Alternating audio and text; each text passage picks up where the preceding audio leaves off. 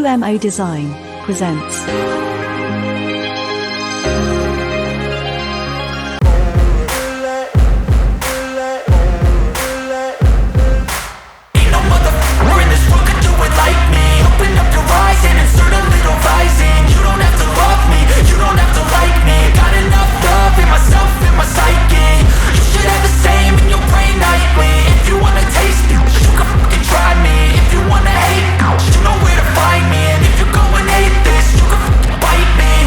In my lane fast, call it high speed. I've been working hard, yeah, I've been working nightly. If you think you'll win, not likely. I be taking shots, yeah, cold-blooded, icy. Watching numbers grow is what I call sightseeing. In the front row, run it up when they hype me. The following grows, they know how to ignite me. Call me CEO, I've been running right, see.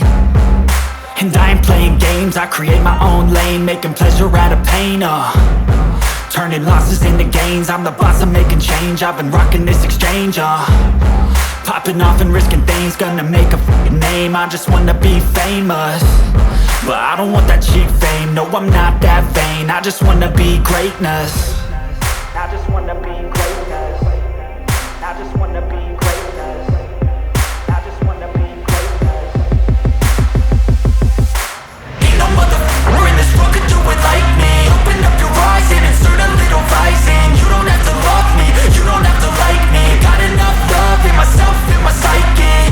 You should have the same in your brain nightly. If you wanna taste me, you can fucking try me. If you wanna hate, you know where to find me. And if you go and hate this, you can fucking bite me. Okay, I'm going off every chance I get. I don't really take a loss, well, I'll admit. That's why I'll make it to the top, yeah, I commit. And no, I'm never getting lost, I get after it. Investing in my own stock, cause it's faster than any crypto hits go, let me spend.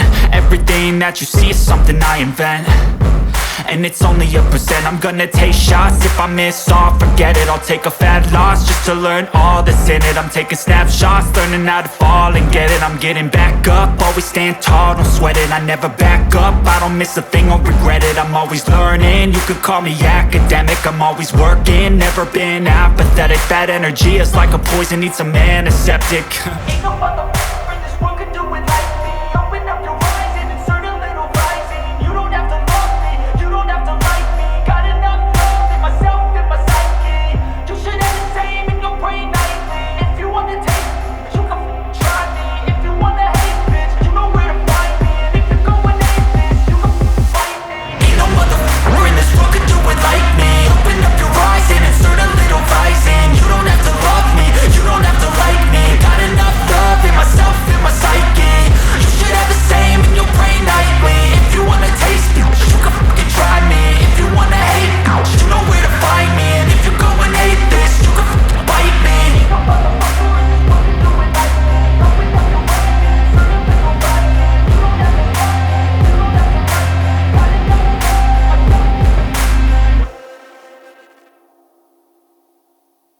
will be moderated by Anita Eradla, and our panelists will discuss demystifying design leadership.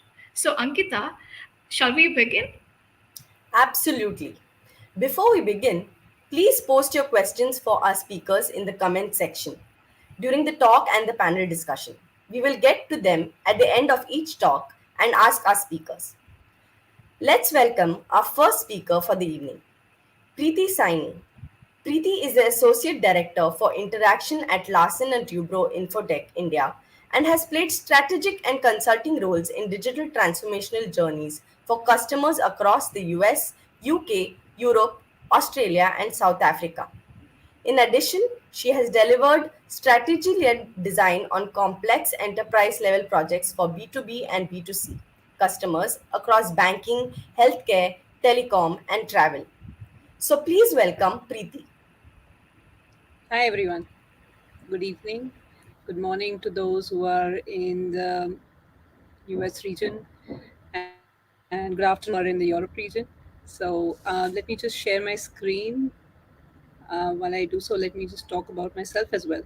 Thank you, first of all, Ankita and Bhuna, for this wonderful introduction.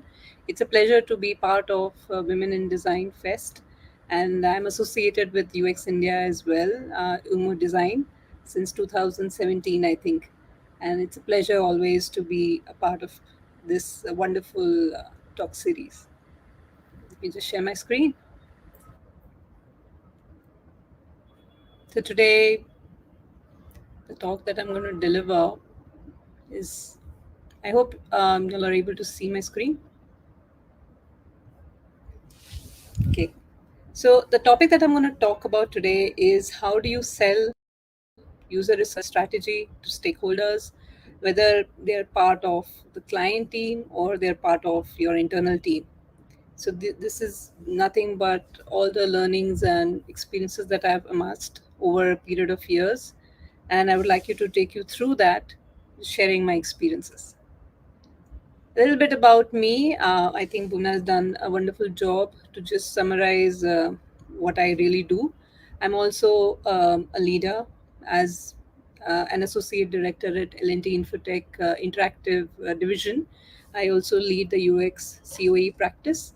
So into leadership, management, also looking into business development for user experience projects and conducting sessions, design thinking workshops, discovery workshops for user study, understanding business requirements, and also creating awareness of UX design.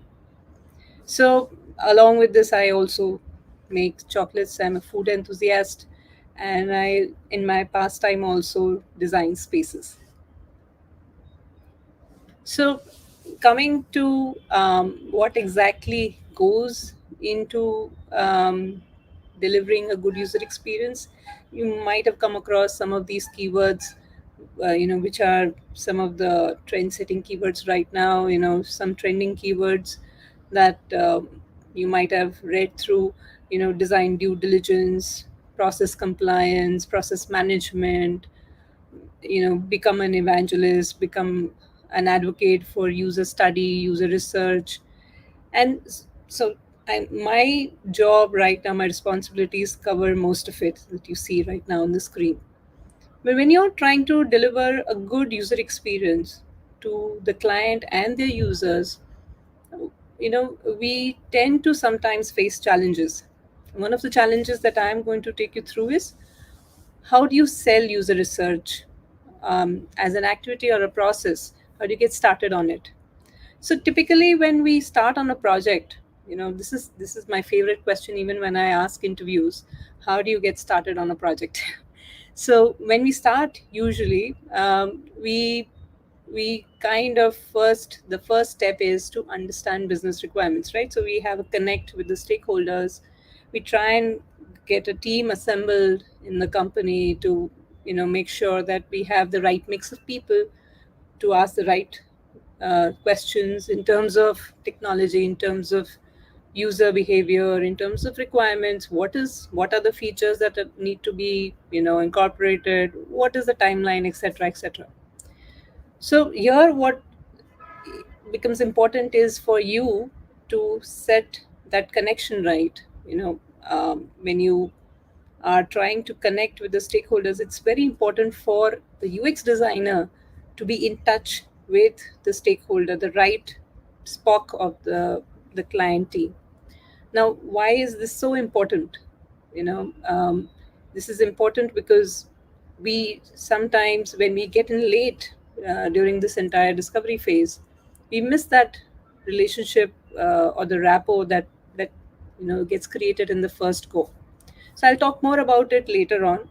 I basically just want to take you through how do we start usually on a project. This is the general way that we get started on. We get started with a team, and then bam, we realize, okay, these are the hurdles that we are facing.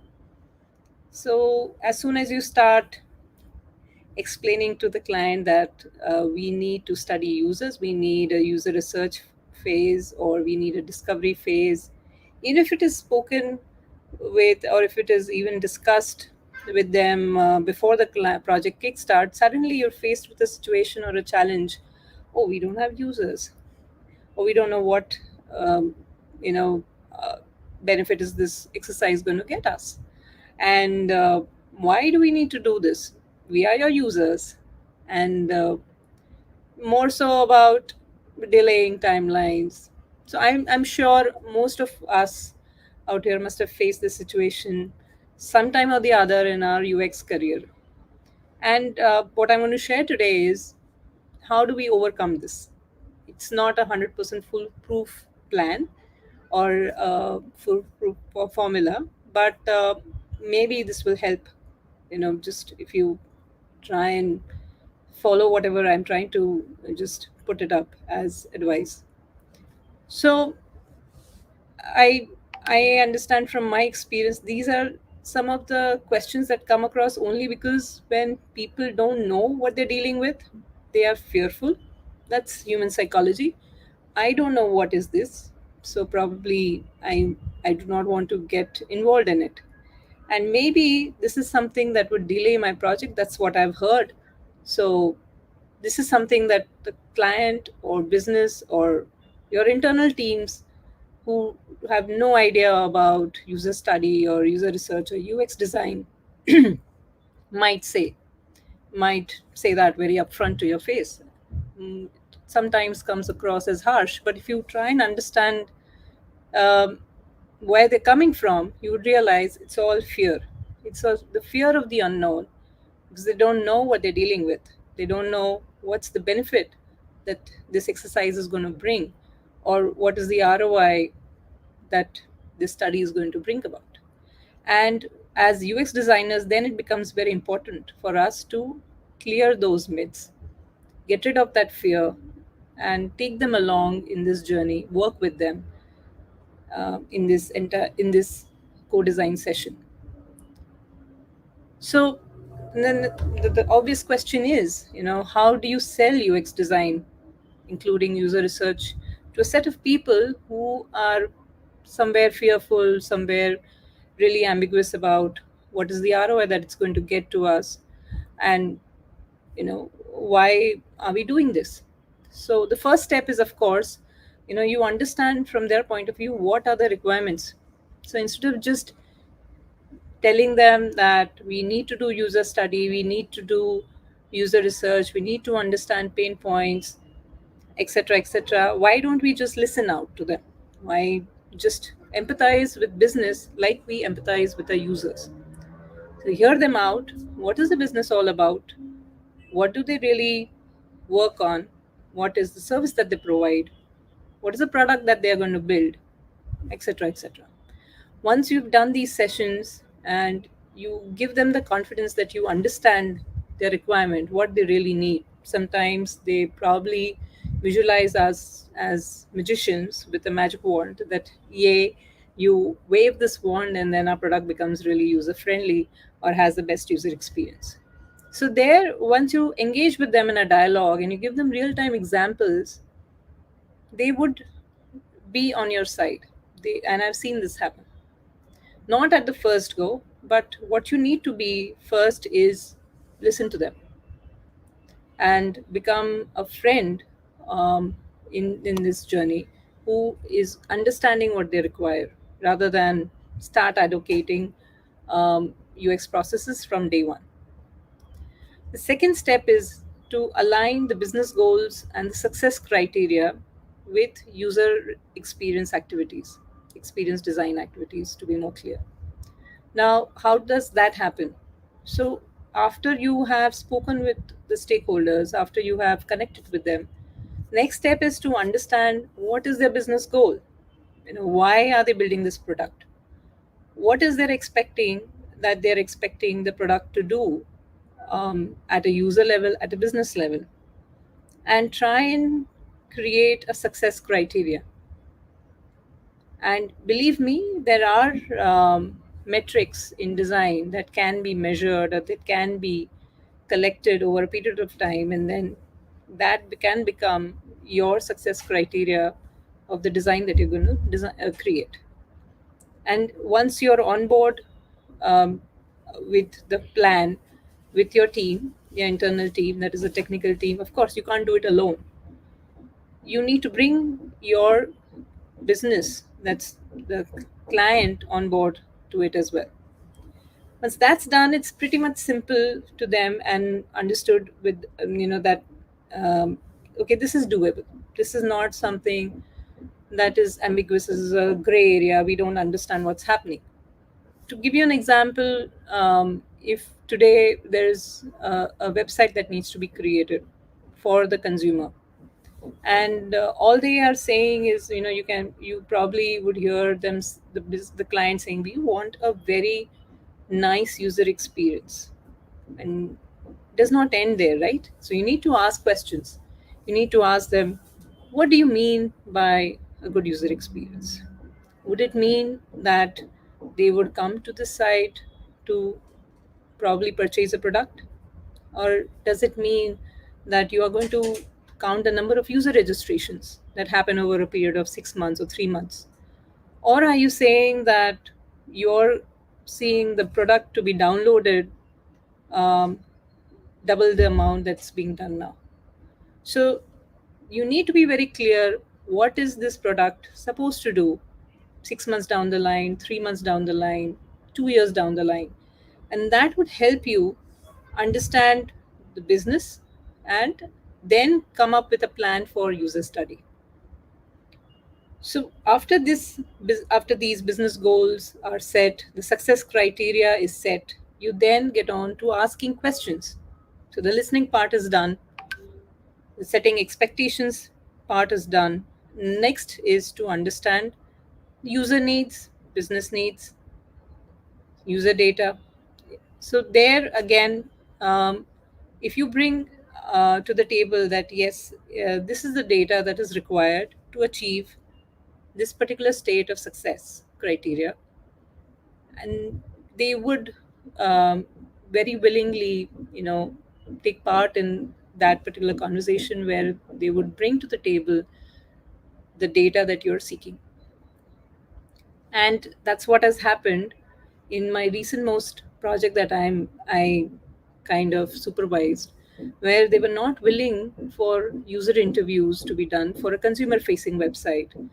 But when they realized that these are the gaps, these are the areas that we need to improve on 3 months down the line, 6 months down the line, we need this data to understand how is the user going to navigate, how is the user facing this particular flow or using this particular flow or a particular task right now, and um, then how it can be improved, right? So if the flows need to be optimized for the user to do a particular activity, perform a particular task in the minimum most steps, yet giving him a rich user experience, how can that be done without understanding what's happening now? And yes, the client was, quite convinced, and he allowed us to take some 10 to 15 user interviews. Of course, after profiling and after coming up with a persona. So that's something that he was not aware of. I mean, the entire team was not aware of. And when I first stated the need of creating a persona to which the design would be targeted, they simply said, we don't believe a persona led design is required out here. We don't think a persona or create or doing an activity like persona building is something that is going to help. But believe me, we did, after conversations that helped them understand the relevance of creating a persona, we did create 3 personas who will be using this website, primary, secondary. And he was thrilled on finding how, this entire web design, which seemed very simple in the start, that this we just want a good looking web design for our website, suddenly became a product, a web based product that can be monetized as well. So this is the role that we need to take on as UX designers eventually. Otherwise it becomes difficult for the client to understand the impact of user research study. So finally, it's not something very simple to do. Of course, it requires you to be very thorough with what we are doing, why we are doing, and really very be very good at communication. So, in a nutshell, it's not easy, but it's not impossible. So some of the things that I have learned during the way is, I mean, I would like to share some stories as well where the tide turned. I would like to share some stories so that I'll get an understanding what was the scenario first, and then how through persistent um, sharing of the ROI or the success matrix, things turned around. So the first case study that I'm going to talk about is the digital transformation of a US-based healthcare, which was a pharmacy benefit management company. Now, usually in US, the pharmacy benefit management companies are huge. I mean, it's quite different from the rest of the world, the way insurance works in US. And so it was quite a task to understand that entire process and then understand the user needs. So we had to first go through this entire 2-month program of understanding how it works, and after that doing the user study. But let me tell you, the client was not on board first, that we need to do this kind of a study. After a lot of um, you know persisting conversations, they relented and they said, okay, let's do a focus group interview. And the questions, they were present during the interview, and the questions that we presented to the users, that gave them an idea that we are lacking in so many areas out here in terms of user engagement. When the users in front of them mentioned to them that this is something that is not working, and when they stated their frustrations upfront, that's when they woke up and they said, we want to hear more. We want to learn more so that we can give them a good user experience. And that age group was all 60 plus. So it was quite a learning for us as well, because I, in my career, had never designed an interface or an experience which was targeted at the 60 plus audience, trying to understand the technology that they use, what is the kind of frequency of usage, their frustrating moments while handling technology devices. That's something that was uh, kind of known through secondary research, but not very well known. But primary research, yes, opened up a plethora of options for us that could be tried and tested with them. And that's what happened.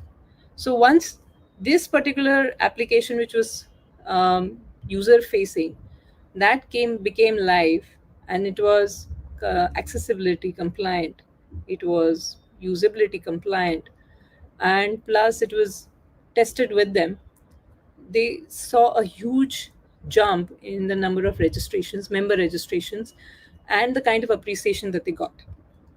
After that, they turned to us again to bring the same seamless user experience for the clients or the corporate clients that they've been handling in terms of insurance providers and their employees, of course, and the pharmacy as well.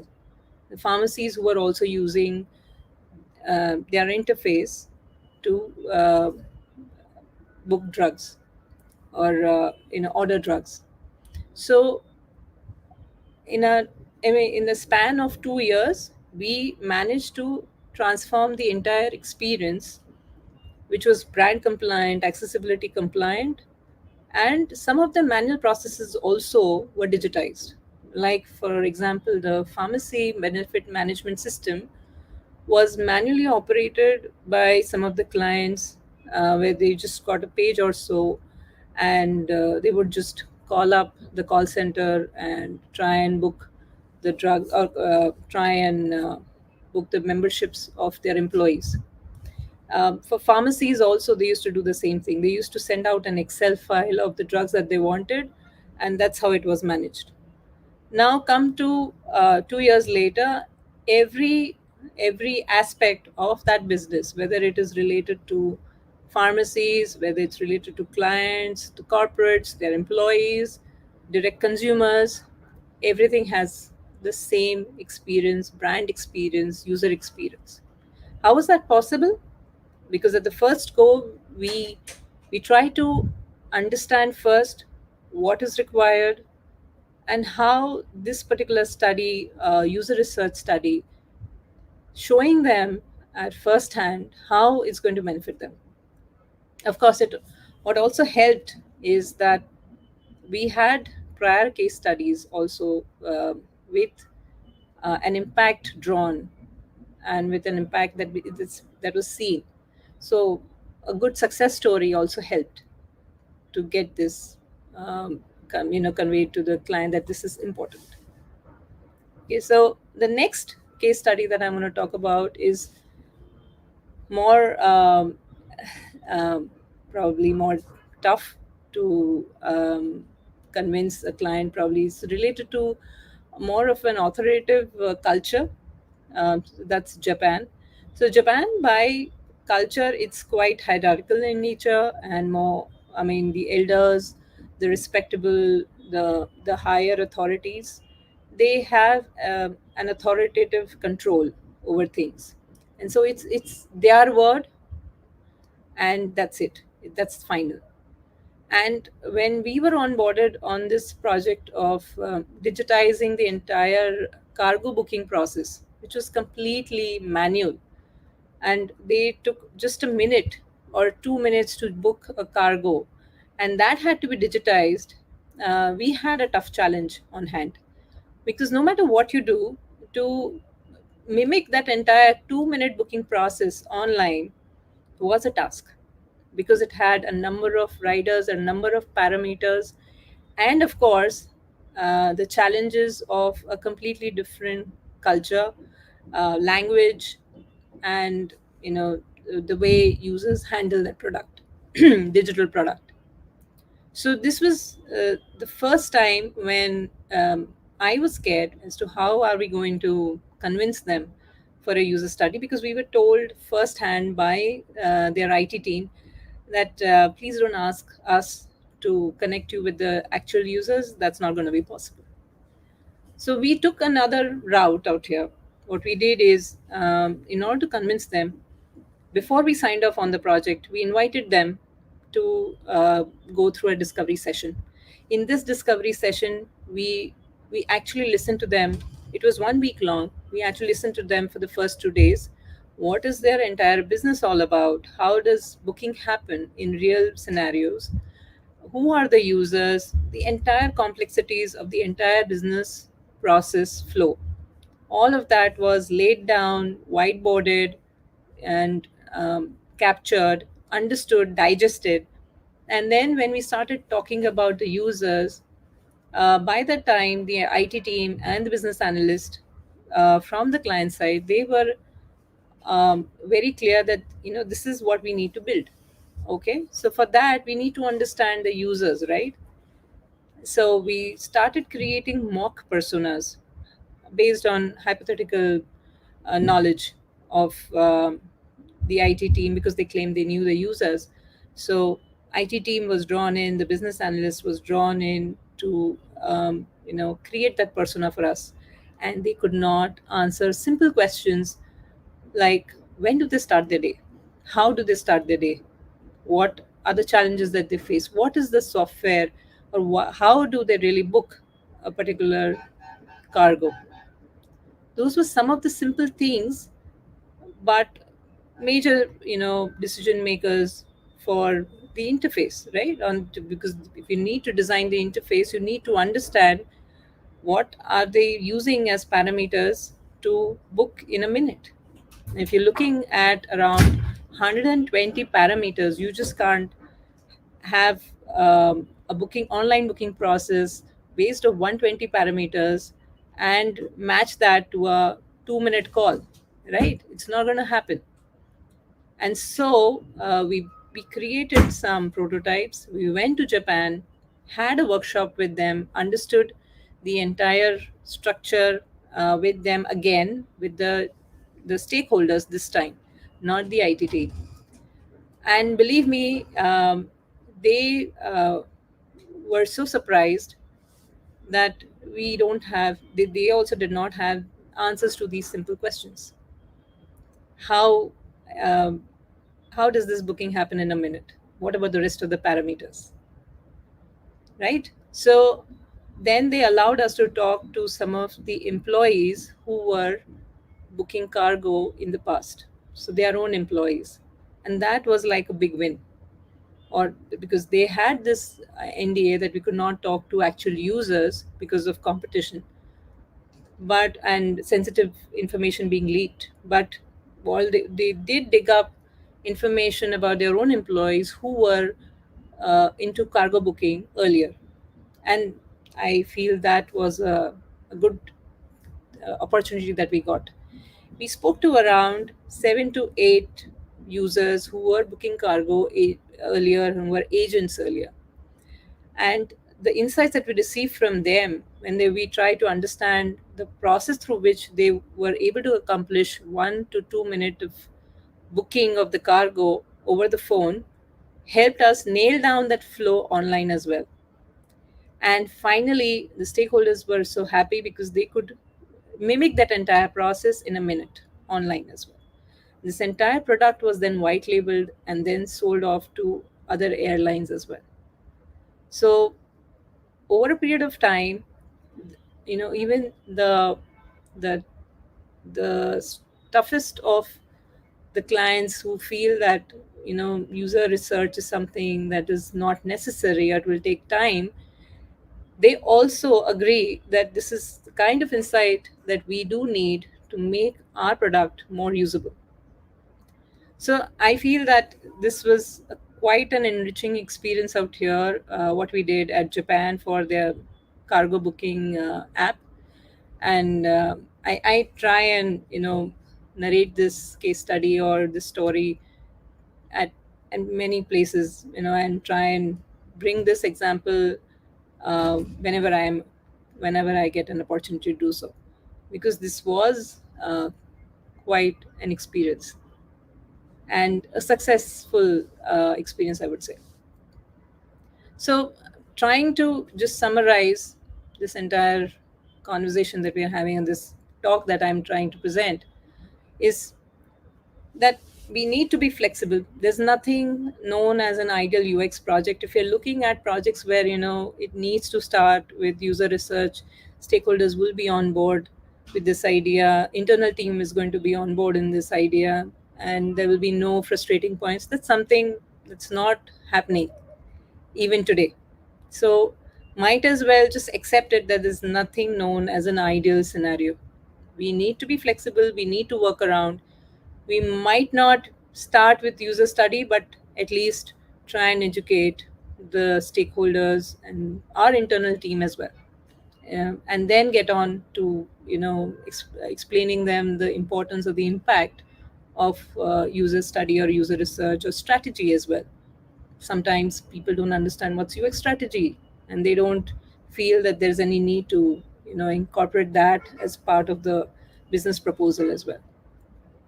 Then become an educator and UX evangelist. So be really very crisp and clear in your communication, because you are always in that educator mode. You always have to explain to them. I know it's frustrating sometimes when you come across people from your own team, from technical team or the development team, who would come up and say, I think this is going to just waste time. Why are we doing this? Let's just get on with the wireframes or visual design. Sometimes it may work when it's where the learnings are there, up on throughout across in the internet. Probably it's a product that each and everyone uses. That's fine in that area. But when you are designing for a selected group of users, then you do need to study them. That's what I believe. And for that, you need to educate our team members or the client stakeholders, um, who are from various teams at their end. You need to tell them, of course, very calmly, that this is something which is required for this purpose. There are no shortcuts. What I keep telling my team as well, that you just can't get started just because you're frustrated, nobody is hearing you. You just can't get started with the wireframe and design because you're just going to end up iterating again and again and again. And it happens even now. If they get started on design just because the client says or the BA says, okay, let's get started, first see what we can come up with, they are bound to change their minds because there is no logic, there is no data insight, there is no goal for that particular design. So be ready to, the next point is be ready to take risks because, um, you just can't, as females, we don't tend to take risks. We don't tend to, um, tread the path where, it can become a bit risky in terms of interacting or in terms of educating or in terms of speaking up as well. And I feel that is something as women we need to improve in ourselves. um, we need to speak up and we need to voice our opinion. We also need to come up with plans. It may sound risky first, but then eventually it does pay off. For example, the story that I just narrated with respect to Japan cargo booking app. You're actually getting into discovery without even signing off the project, but that's a risk. I was confident, my leaders were confident, and we did make that happen. Eventually we had a 2.5 year old deal with them because everybody was happy with the outcome, right? And once the design phase was over, they were more clear as to, because it was a greenfield project, they were very clear as to what needs to be developed. So there were no gray areas at all. And that was a risk that taken, paid off well, right? So if you believe in something, you can work around something, please mention that. Please voice out your opinion. Collaborative teamwork is something that does not happen, especially after the lockdown. People are working online. um, we don't see people working so collaboratively as they used to, sitting next to each other. Even if it was not sitting next to each other, they were from different locations, they would meet up online, share ideas. But I guess because of COVID, this did get impacted, where people were not even reaching out to each other to make sure that they have the right information. And that's something that, as women, I felt there was an increase of non-collaborative efforts taken by women. And I saw that in my team. I studied that, and I realized that's only because they were so bogged down with the other tasks that they had in hand. They felt that this is something that can be handled later, but eventually it does not happen. So I would urge, um, not just collaborate for your piece of work, but you may get involved also in technical discussions. It may seem Greek, but that would help you understand the application, the scenario, the landscape better. Okay. Then is, of course, be proud to tell your story. If you've done something outstanding, again, we as women, we tend to shy from it. We don't want to go onto the top of the mountain and shout about it, but that's something we should do.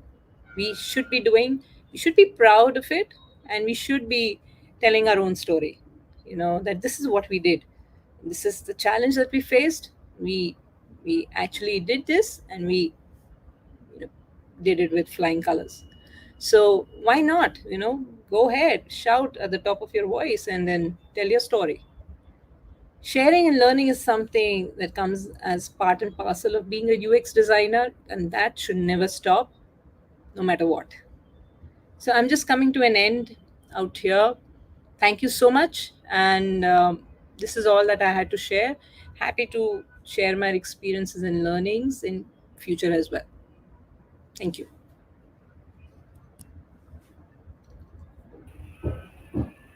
Thank you for the absolutely incredible talk, Preeti. Preeti, now our audience has some questions for you, so I'm going to read them out. So, the first Sure. question from our audience, from one of our audience members, is I find it challenging to continue getting buy in on research from stakeholders. Do you have any strategy you use or can you share your experience? Sorry, can you say that again? Yeah, so the question is, I find it challenging to continue getting buy-in on research from stakeholders. Do Yeah. you have any strategy you use, or can you share your experiences? Yeah. So, going back to the stories that I just shared, um, the first thing that you need to do is hear them out. That's a strategy that I really practice even today. Hear them out as to what they're looking out for. Try and draw up a business goal and success criteria for them. Try and understand users from their perspective, and then along with them try and create the flows that would help the user. That's that's something that does not happen because they feel they know the users, and when we try and create those users along with them, probably in a workshop or so, they realize when you ask pointed questions as to why would the user go here and not here, and probably what would make the user achieve this particular goal in a shorter period of time, that's when they realize that they don't have all the insights. And then that's when you make your case. Yes, we do need these insights and we need to talk to users. The recent most example was for a Pega platform where we were trying to create an interface, an interface to book new projects or new clients. Now, the users were just 100 in number because it was done by their internal employees, but the stress was on creating a good user experience for those 100 employees as well, and make sure that their productivity goes up by this entire flow that was used to create a client. Now, when we tried to speak to them and we came up with a prototype and we tried to speak to them as to why would a user uh, you know probably fill in those parameters at this point of time, are they important enough in the first go or the second go, what can be omitted, those are the questions that they were not able to answer. And then they allowed us to speak to the actual users even if the user base was just 100. So you need to make a case for user study. If you don't make a case and if you don't convince them that yes, these are the inputs required, by involving them first in that entire process, you can manage to convince them and making a case for user study. So that's the strategy that I follow, and that also gives them confidence that this is something not really brought onto them by force. It's something that they realize it is important, and that's why they need to do it. That's great. So we have a couple of more questions for you. So the next question is, you shared working in multiple industries. For example, you worked in the banking industry, you worked in telecom, etc. So how was the experience of selling user research to these different stakeholders? Yeah, the experience was different. It depends upon the maturity of the client as well. So in telecom, it was pretty simple because this client was based out of Australia, and I think they already had Australia already has this culture of doing user research, so it was not difficult there. But so I was part of a team out there who was doing user research already, and it was not difficult to bring them on board of this idea because they already had it in their culture. But with respect to banking, especially Indian customers, it becomes challenging. So the strategies that I just narrated, those were adopted by me to convince them to do user study. But otherwise, on the first go, I mean, it's something that they will not really be ready to do so, especially the Indian clients. But yes, on abroad, yes, if you see US based clients or Europe based clients, they're pretty much happy with the idea that we need to talk to their users and understand what their pain points are, what their challenges are, and how they go about working on that app. So the final question is, how can you define a project? Uh, Sorry, I'm going to reframe this. Yeah. How can you define on a project the minimum time required for user research and convince leaders to follow it? How can you define on a project the minimum time required for user convince? Okay, so Maria, I don't think there's one or one short formula to do so, but it depends upon a number of factors. So first, understand what are the business requirements, what is the timeline, what is the deadline, and based on the readiness that the client has, how many users can you study? When I studied or when I learned about user research, what I got to know is when you do quantitative or qualitative research, um, from those two, qualitative research is something has the same amount of data to offer. I mean, in comparison to the quantitative research output, and for qualitative, it is okay if you have a minimum base of 5 users in a particular user group to study. So, taking that as a baseline, we often tell the client that from a particular user group. Now, suppose if you have 3 different types of user groups, and out of those three, one is the primary user group. We need 5 users to study them. And if you're able to just give us 5 users, we'll be able to do this study in a week's time because it's possible. If you try and plan it out well, you can do 3 user interviews during one day.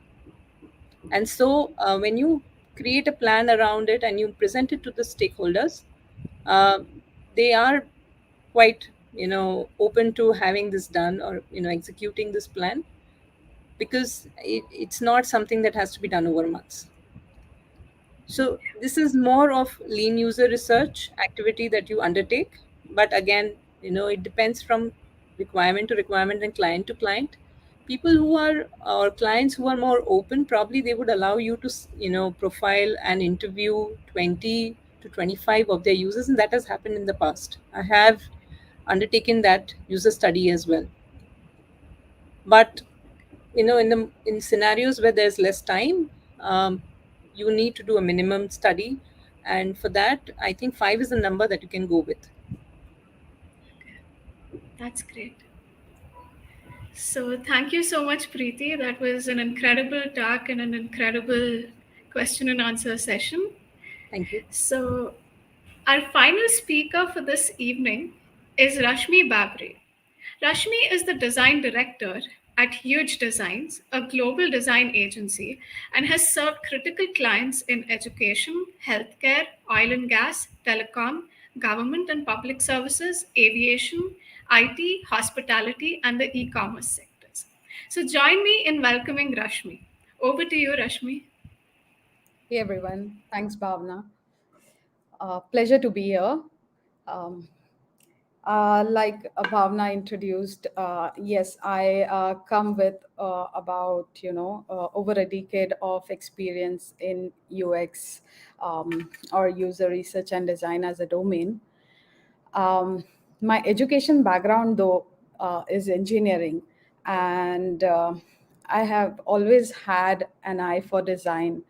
And as I went into my first job, as I went into the industry, uh, I realized that there are multiple opportunities for people to uh, get a job or opportunity that they are passionate about, to create your passion as your job, and these opportunities are available out there, and it was just a matter of grabbing that opportunity.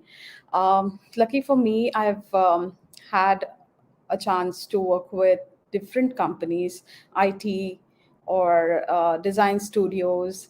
And I work with a lot of design leaders or women employees uh, who are designers or aspire to be leaders tomorrow in my day to day life. And there are some things that I've observed over time, and I understand that there is a way out for women to step into design leadership and to uh, increase the number or percentage of women in design. So I have put a presentation together. I'd like to take you through that while I talk about it.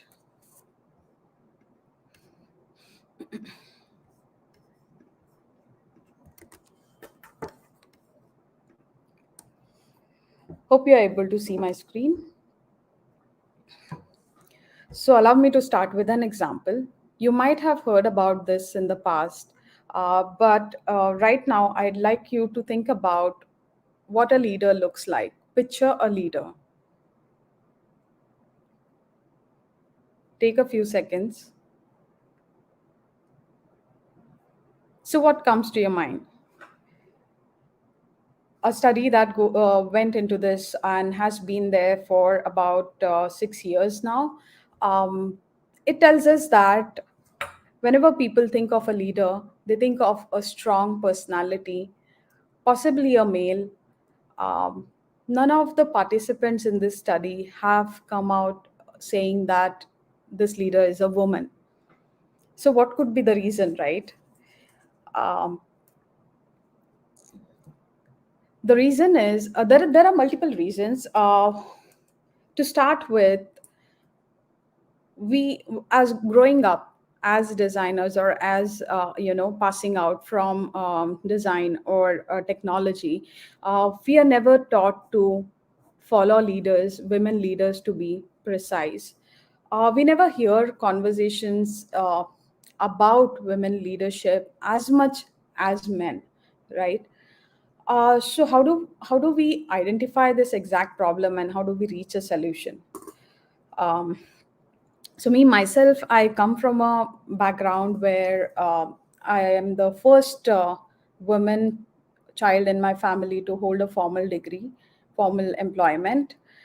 And trust me, it comes with its own set of challenges. However, having a good background in education and support from my family and uh, colleagues, my mentors, um, it's been over a decade where I have been practicing design. Not just that, I've been working in design leadership and management for a couple of years now. So what is happening exactly? What is the problem here? And we can move to the solution after we understand this. So the fact says that there are 60% of women who pass out from who have master's degrees, coming from technology or medical or design, different backgrounds, and they do not have roles available. Usually during hiring, it happens more times than usual.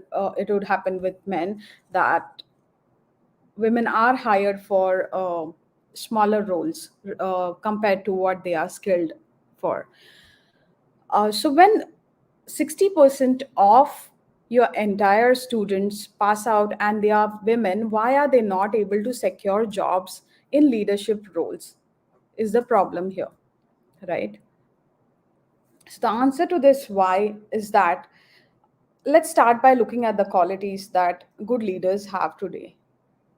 So data says that the topmost leaders on the planet today, they carry qualities like, being kind or being compassionate, being able to empathize with other people or with your users, knowing what they are talking about or the domain that which they are in, right? Having the knowledge and to be able to speak out and share this knowledge across.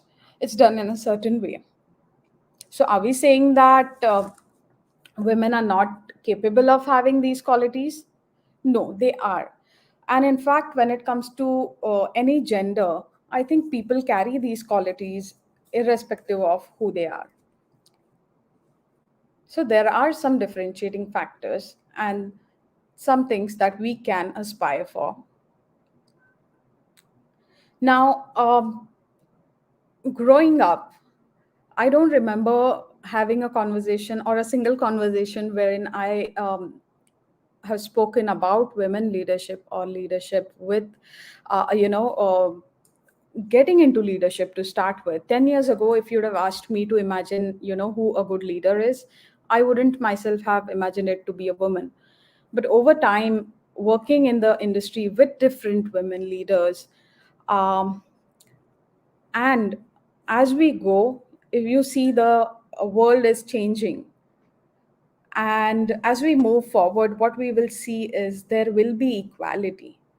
So how do we, the idea is to understand where we are going and try to close the gaps one by one. So it's not a responsibility of a female or a guy or an organization only to bring this change. It's only when we all come together we'll be able to make a difference. So in order to meet that, there are certain things or areas that we can look at, and some of them are uh, hiring without knowing the gender. Now, this may sound funny, but imagine a CV comes to you and you don't have any idea as to if this person is a male or a female, and you look at the skill set. You ask them to complete an assignment and you look at the assignment. So there are no things like, whether this person will be able to deliver this certain thing in given time. Now, as soon as we look at a resume, we see whether it's a male or a female, we start thinking about the responsibilities involved with those resumes. So there is a mindset that we can say we have a mindset that we go ahead with, that we come with, and which tells us whether it will be easy working with a female employee versus a male, or vice versa, right?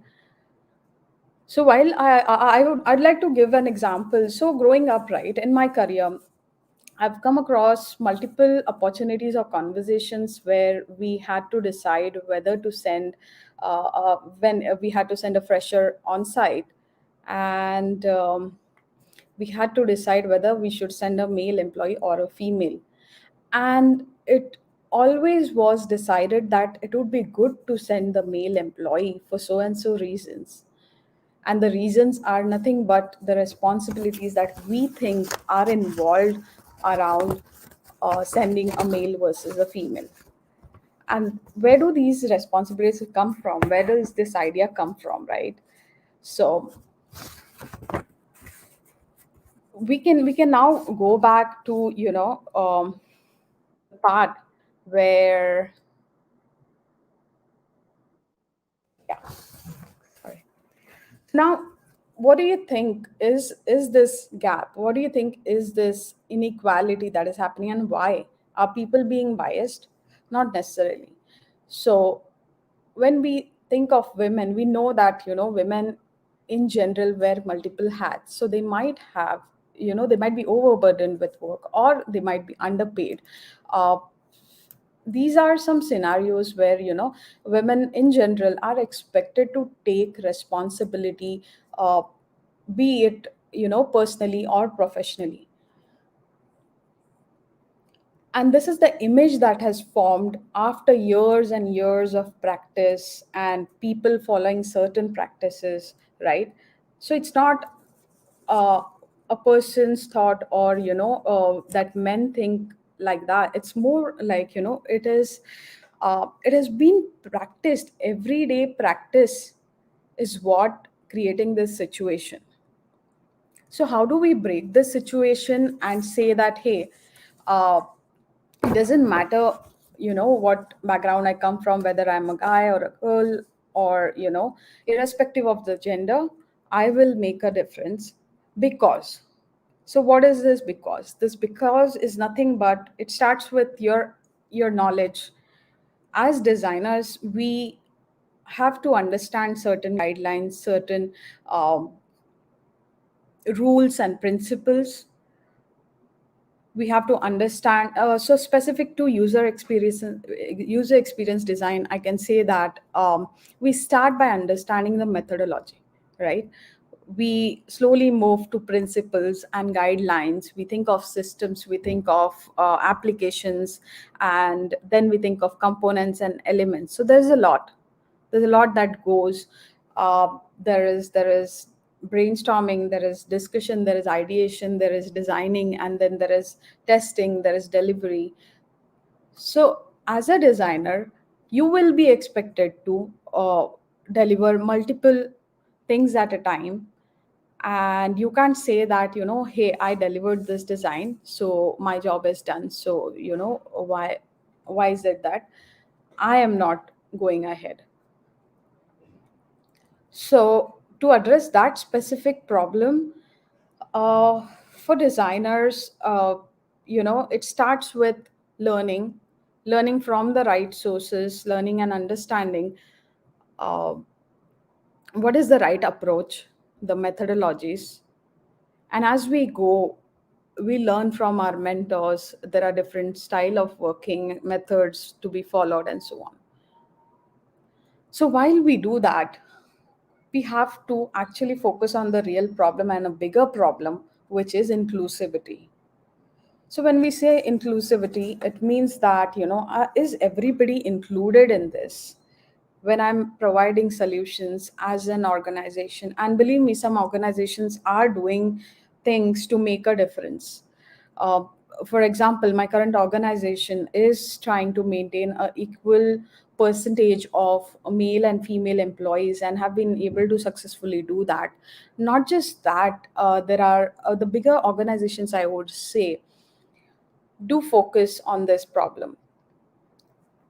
The idea is to have each and every one of us to understand the problem and then work towards it. So what we can do as designers, right, we need to start having conversations. uh, when men, women, and a group of people were asked about why do you not think why did you not think of that leader as a woman, the answer was, or the response was that, hey, it didn't come to my mind, or hey, I've always seen men leaders, all the top leaders are men, and so on. So the reality of the matter is that, only about 6% of the top Fortune 500 companies have women leader today. So of the 500, we have only 6% as women leaders. And the reason being, people don't think of, the idea of a woman who's working, who's handling a family, who is with holding a kid. Will she be a CEO too? Will she be a leader too? Or will she be, a pilot? It never comes to our mind. So the idea is to start having conversations, start imagining yourself in that role. So for aspiring designers, I would say that um, it's a matter of thinking that yes, it is possible, even though today we don't see it much often. But the idea is to start talking about it and look at the possibility of how a woman designer can become a leader. And how do we do this is by our contribution. I can say that we have to start thinking about inclusivity, as in, gender neutral, being gender neutral, or focusing on all genders through our work. We can start there. We can start having conversations. We can start talking to our fellow designers, irrespective of men and women, um, about leadership, about women leadership, and what they bring to the table, right? What happens is usually women are provided equal opportunities, but where it goes wrong is that some might be able some are better skilled, I would say, to grab an opportunity, and others might not be. So we can say that, imagine female who has to close her work at 9 p.m. so that she can cook or feed her family or take care of certain responsibilities at home, which is a very common scenario. So, what we can do is we can provide flexibility. We, as in designers, design leaders, organizations, can provide higher flexibility depending on who needs more support. And this applies to not just women in the industry, but also people who are who lack certain skills or who have limitations or challenges. So we need to start by addressing these challenges, provide additional support as and when required. What I do in my daily practice is that I do empathize with my. I like to think that I empathize with my team members, and to start with, try and connect with each one of them to understand where they come from, uh, to understand the value that they bring to the table, how I can work with a certain group of people, and how I can work with another. So create this relation with your employees, wherein you understand wherein you have a connect with them. Once you see that a person comes from so and so background, okay, you don't have to spend time in knowing that person. It's about connecting with them so that you can empathize and work with them efficiently, right? So I like to provide flexibility during work hours, or depending on the situation. At times it also happens that freshers are asked to close work by, say, 9 in the night, and US clients, to be specific, right, the US region, we have to be available post 9 p.m., say IST, India hours. So that's what I mean by being flexible, and it is seen more with women employees than others. They have a lot of limitations, they have a lot of duties to be fulfilled, uh, and we are talking about the majority chunk right here.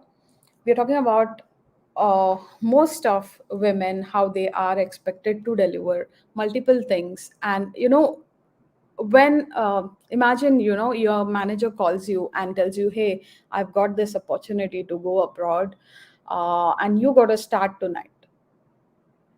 How many of us women will be able to say yes on the spot? Right? We won't be. Most of us won't be, because there are always commitments lined up. And it doesn't mean that they work lesser than other employees, or they are less skilled. No, it's about the reality that they are overburdened with personal as well as at times professional responsibilities. So it is time for us to balance it out, uh, to provide. So what men can do towards the here out here is that men can create a sensitive environment towards women, um, and empathizing goes a long way. Women can be sensitive towards other employees, other women or men employees, and a neutral approach should be followed while conversing or working or delivering. So while we say that this is the problem and these few things can be done, I have some pointers that I'd like to share with female designers, or female leaders, to be precise. And the key point or key areas that we need to keep in mind are, we need to be able to speak our mind. When something is right, you need to be able to say that, hey, this is right, and what you say or is not justified. Can you please support it with an example? Right? So talk about your opinions. Do not self doubt yourself. Do not self doubt because the person in front is intimidating or not a woman, right? So these are minor things, but these are real things. And when I work every day with my female coworkers, I realize that at times they are scared to speak up. So we have to come out of that fear. We have to trust our instincts, and we have to. It's not a competition. As soon as you get out of that mindset, you will realize that it's more about uh, promoting each other, or appreciating value in others. That is what will take you ahead. So as a leader, as a design leader or a female design leader, I would say that the value is in understanding or seeing what goes around, identifying the good, promoting it, leaving behind the things that don't work. And while we do that, it becomes very important to take care of our mental health. So self care is equally important. And I say that to all, but today I brought in this point on this forum uh, because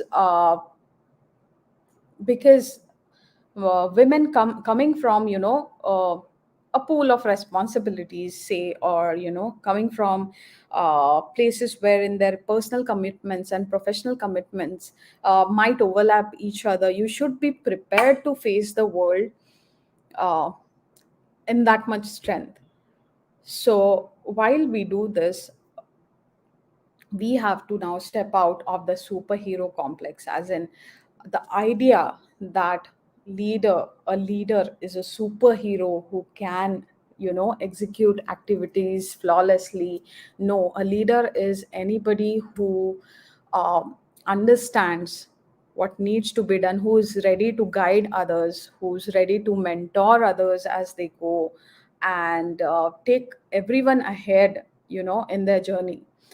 So I would say, come out of that imagination of, or the image, remove that image of a superhero as a leader from your mind, and probably replace it with yourself 10 years down the line, or other female leaders. This is where we can start thinking about women leadership. you know I've made a list of design leaders that can be followed and have inspired me time and again.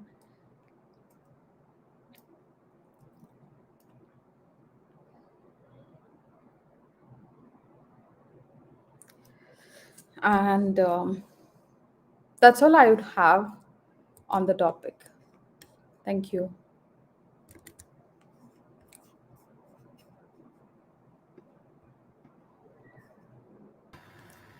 Thank you, Rashmi.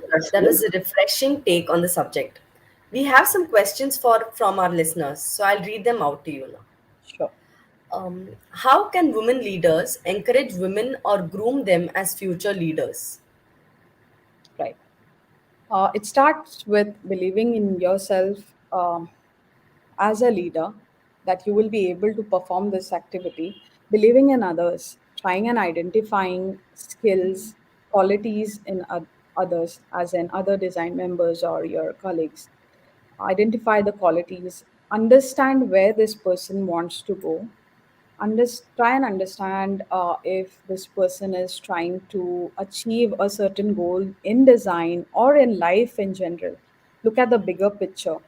Help them through their journey to reach there or to achieve this goal, is what I'd say would be the solution. The next question is: do you see lack of women leadership because of cultural bias, or do you see something else? Cultural bias is one of the things that has caused lack of women leadership. But there are quite a few things. Like I said, it all starts with your mindset. Growing up, we were never taught that, hey, this is a female and she's a leader, you should follow her, right? We've heard about great leaders and ministers whom people follow and like to uh, believe in their thoughts and grow in life while they go ahead, right? So I think it also has to do with us um, having that idea or image of a leader, We need to start by changing that. We need to start by looking at the facts that, 6 years down the line or 10 years down the line, when we are saying that there are going to be so many women in design, or women are going to be educated from different platforms and be ready for leadership role, we will not have jobs to offer at leadership role for women. So we'll need to start preparing these jobs, preparing positions at this level. Or what will happen is women will have to take up roles that are probably, lesser than their skill set, or a lesser pay grade, and so on. Okay. We have another one. Are there specific areas you have observed where women shy away from taking leadership roles? Yes. One major point is confidence. Women hesitate to speak out. They hesitate, and they are less confident around, when you sit in a room full of, say 80% or 90% filled with men, and then a few women, they hesitate. They are not outspoken, so they forget about speaking out their mind or what they think. uh, they will hesitate to raise, or speak in a voice that matches with other members in the room, right? So yes, confidence is one thing. Another thing is, women leaders do come with empathy and kindness, and when you think of a woman, these qualities do come to your mind, right? So when we carry these qualities, there are things like, what would the other person think? What would my manager think? Oh, my manager thinks that, no, I am not set to do this, so you will never be able to do that. So we need to start opening our imagination, opening doors for these women leaders, provide them opportunities irrespective of what you think. Understand the standards and probably try and map the skill set to these standards. If they match, then opportunities should be given, and that's how, you will be able to um, be equal. Thank you, Rashmi. That was a great session. Moving on. Thank you.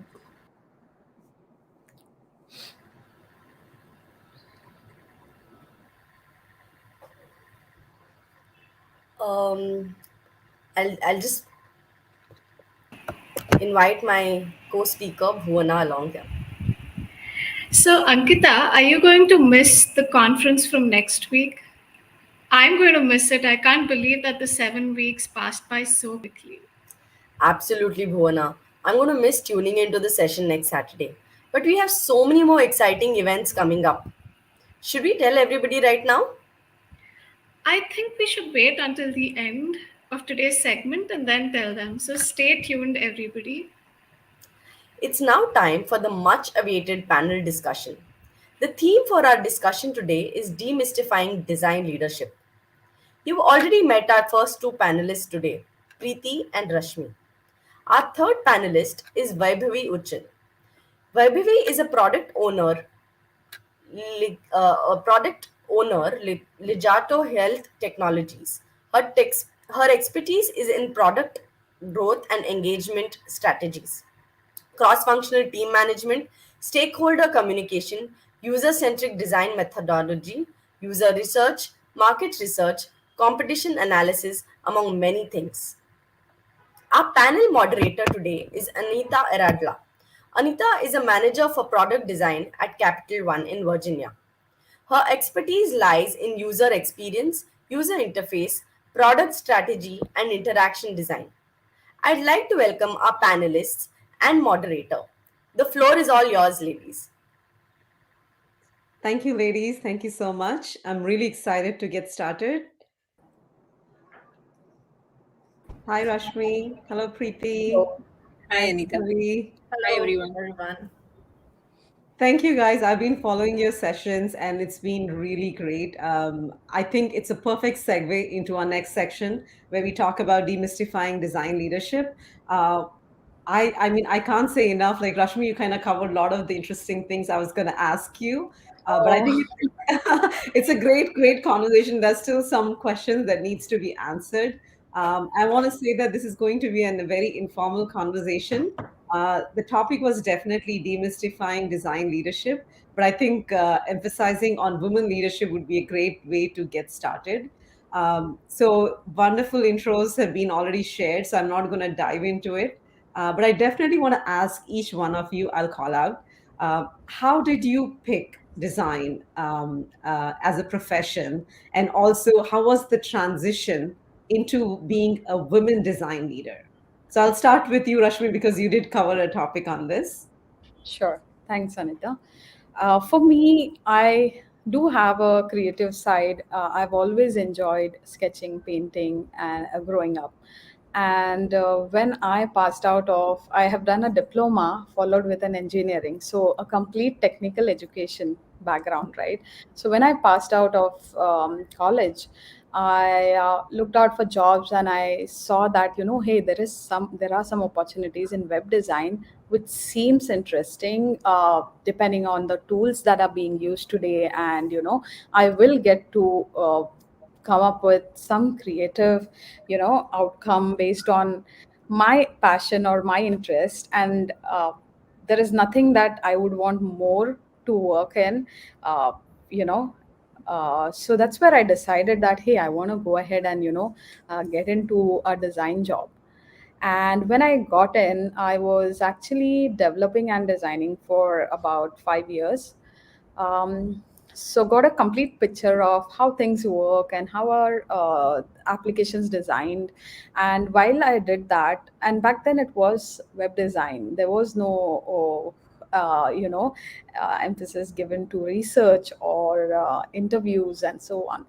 So just was trying to make sense of out of it, and soon mobile came into picture, and slowly everything was spelled out for us. And we got into user research. And while these things existed, they were not accessible, I would say.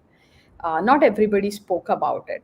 So this is how I slowly got into the UX field. And once I got in there, I think a lot of knowledge came while I was working with Capgemini and IIT through my leaders.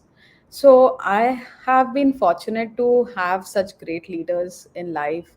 So some women, some men, and that's where I feel I empowered today to be like them, after working for so many years. So this is what my journey has been. Great, that's awesome. How about you, Preeti? How did you get started? Yeah, so for me, design was an obvious choice. I started off with design foundation course, and it was a dual diploma course that I did after that, because back then, 1996, we did not have any degree courses in human computer interaction or even design for that matter. So I did a dual diploma course in textile designing, surprisingly, and so my first choice was communication design, but commercial art. Sorry, and then since I did not get in there, I got into textile design, and I did a simultaneously I did a course in computer design.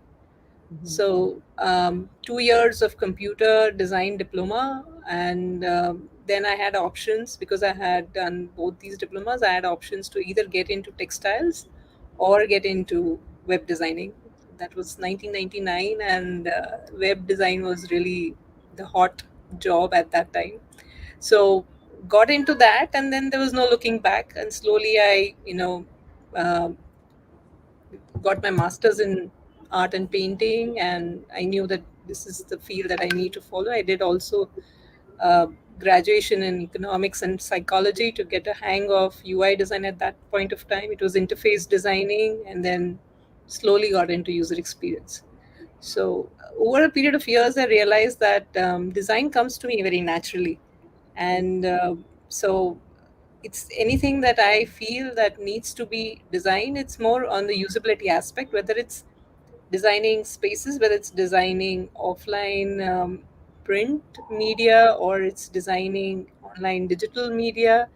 I look at more on the usability aspect. That came very naturally to me. So I stuck onto it. And with respect to leadership roles, I think I happened to take it by accident. It didn't happen a progressive thing, because it was like there was nobody there to take the mantle, and then so why didn't you take it up uh, for the time being? And then that's how it landed in my lap. That's interesting. So you were not looking, but it chose you. That's Yes. going to be interesting moving forward. Why don't we tell us your story? Okay, so like similar to Preeti, I am also from an art school background. So I've done my commercial art from JJ School of Art with a BFA degree. So way back then, I mean, it was the world was still in the process of transitioning to the internet medium. So I started off with working in the print media for advertising agencies. And as Preeti and Rashmi mentioned, web design and internet was a hot thing then. So I was lucky enough to have got a jump into the digital design stream.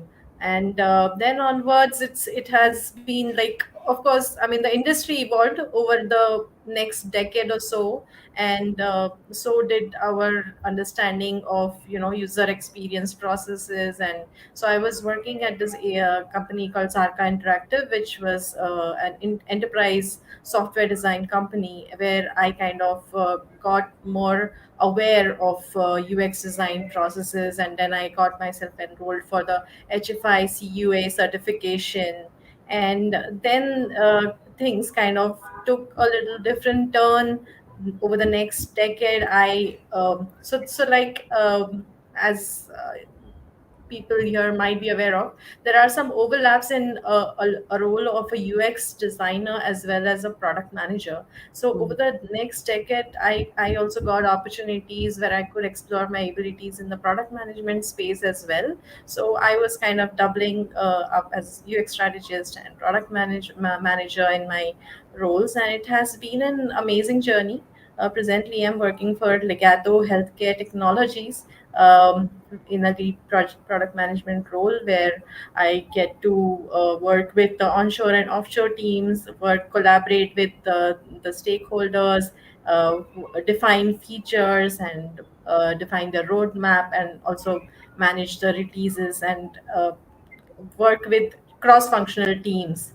So yeah, that's my journey. That's interesting. I do see a common thread here.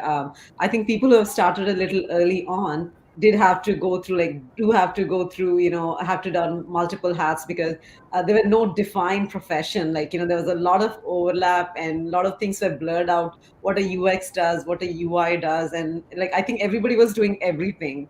Uh, so, but I think things have changed now. And I think Rashmi, you did in your presentation, you did share some very interesting numbers or statistics, where you talk about, like, you have so many professionals graduating, but only few of them transition into, like, leadership roles, or even, like, participating, because women especially don't speak up.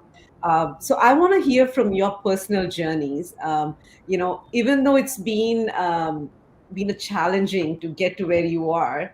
I'll probably start with Preeti, because you did talk about working with multiple industries and different challenges, how to work with the different, selling the research to different stakeholders.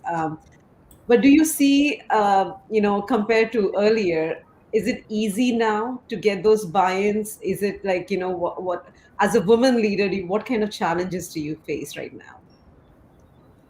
So I see two parts of your question. Sorry about that. But so first is, yes, the challenges that I face as a UX strategist or a UX researcher or a UX designer, and then of course there are challenges as a woman leader. So Mhm. early on in my career, yes, as you mentioned, it was quite difficult to get the buy-in from stakeholders. Um, and in fact, my bosses as well. In my previous jobs, my bosses did not believe in user research or user study at all. They felt only the visual part of it is something that is equivalent to a good user experience design. There's no need for any user study. Till I think 2013 or so, that was the norm. Mhm. And if you did speak about user study, you were considered as a fool. I was. In fact, I was kind of, taken out of the group where jokes were shared on me. So I have been in situations like this where I chose to stick to my guns and chose to stick to my views on why we need these processes to be in place, why we need data backed insights and designs. So that that yes, it has considerably reduced now, because what I've observed is, in the last 2 3 years, especially after the pandemic, user study has become very popular, and it has become a necessity now. So people do stress on, yes, you do need a good user experience design. So that, you don't have to spread awareness about that, but yes, user research is where you still need to educate them. That's why, I feel we still have challenges there, but not to that extent that we used to have earlier, not to that great extent. And with respect to women as, as leaders in this space, yes, previously people used to not take me seriously, because they used to feel, she's a designer, what does she know about technology, what does she know about any solution. I would say, early on when I took on leadership, that was probably starting from 2015 onwards or 13 onwards or so, they did recognize me as someone who could manage teams, someone who could inspire teams, motivate them, skill them, etc., but not as someone who could be put in front of the client to pitch for a project, or bag that new business. So Mm-hmm. that was something that was not there, but now, yes, it's not there anymore. I mean, it's not there in my current job. I mean, there's no gender bias that I face nowadays. Nice, good to hear that. So Preeti has been an accidental design leader, but Rashmi, was yours a chosen path, or was it an accident for you? How was it? Well, definitely a chosen path. I've always had ambitions and goals.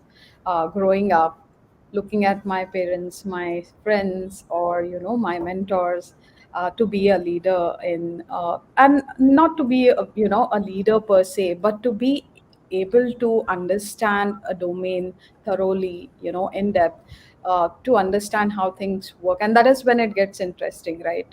Rather than working at the top surface, get into the details and see how things work. And when you get an opportunity to use that knowledge to create something for others which they might enjoy, right? You have an opportunity out there. So when I started seeing this, I thought nothing else interested me, more, I would say. Mm-hmm. And I was hooked onto the idea that, hey, how this is how I can bring the change. This is how I can conduct research, understand my users, understand the product, the business, and then decide what strategy I want to build around it, and then design. Right. So design is never about, just coming up with prototypes, or Mm-hmm. it's never about sketching something or putting things in place, right? It's a whole study or understanding what we are creating. And I went on learning, I think I've been fortunate to have great leaders to start with, and I'm repeating this, but that is how I've uh, come through, in my career. And by learning constantly, I think, yeah, to answer your question, I always wanted to be, a leader in the design space, and to be able to provide the right guidance. And I can only do that if I know what is right and wrong, right? That's where we have to be aware, and we have to be consciously present, while we talk to our fellow team members, or fellow designers, and pass on. And like Priti mentioned, right, I'd like to promote that, in a way, that design design has a lot of things involved in it, right? Design has a lot of things, and nobody takes you seriously. This is one of the biggest problems I have faced at times, and I've heard from female employees. So what happens is when somebody does not believe in you, it becomes that difficult for you to, perform that action, right? So how do we overcome that? Is by Mhm. first is by studying, by getting the knowledge from the right source. Uh, Understand how things are done, and there are tons of methods when it comes to UX, right? It's not just one method.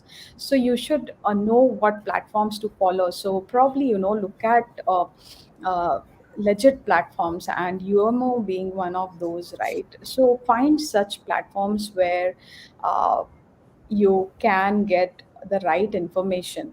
Stick to Mhm. those platforms, start having conversations so that you know what is happening in the world and in the industry. While you do that, you will learn that, yeah, while women are provided certain opportunities less or more, there is always a possibility of you as a woman to make it happen, right? To Mhm. break the barriers. And so you might have to work harder than others, is what you have Mhm. to realize, right? In today's world, for now. Right, definitely. Hard work always pays. I think I do see that it's a right blend of, like, luck and hard work and everything, and being in the right place at the right time. So that's so. Why, Bobby? How's your leadership journey? Are you there? Are you working towards it? What's yours? Yeah, so as I mentioned, like in the past few years, I've had opportunities where I could explore my abilities in the product management space as well. So in my current job, uh, so there was this situation where I was given the challenge of I had to manage a cross-functional team, which meant that I also was responsible for deliverables and tasks for the API team as well, not just the design team or not just the front end team, but also the back end team. And that was quite a challenging task for me because coming from a design background, this was completely not really a comfort zone. But I took it as an opportunity to even educate myself and just deep dive into it. I like soon just within a matter of few days or weeks I figured things out. I basically empathized with my team and got an understanding of what really are their challenges and how I can help them streamline their workflow and effectively, get productive results out of them. And not just that, I mean that I got a few things into practice which not only helped them but which were adopted by other teams as well and the entire department as well.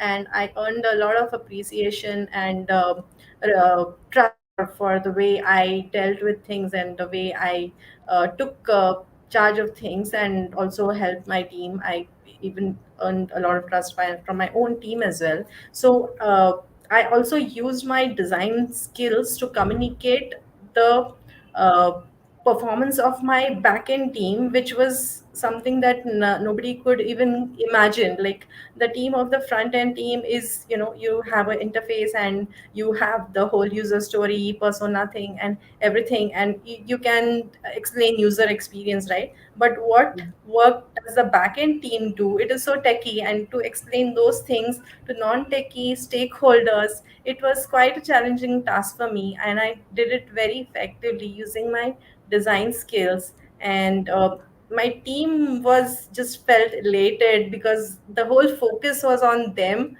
I mean, otherwise it used to be only on front end teams, and here, like, everyone was appreciating and acknowledging their efforts, the challenges that they were facing. And I mapped how the work that they are doing is finally impacting in a positive way for the business goals. And so I've actually enjoyed these different kind of challenges in my leadership roles that I've got in these recent past few recent times. Mhm. So I yeah. think that seems to be a recurring theme. The I think the UX field is quite mature right now, but I still do feel like there's a lot of UX advocacy has to happen. So Vaibhavi, when you were doing this, having like the back end team on board, how long did it take you to get there? Yeah, it actually it took me like say a couple of weeks. So first of all, I got an understanding of where the bottleneck is, to where from where would their work get from where would clarity they would get clarity of their work.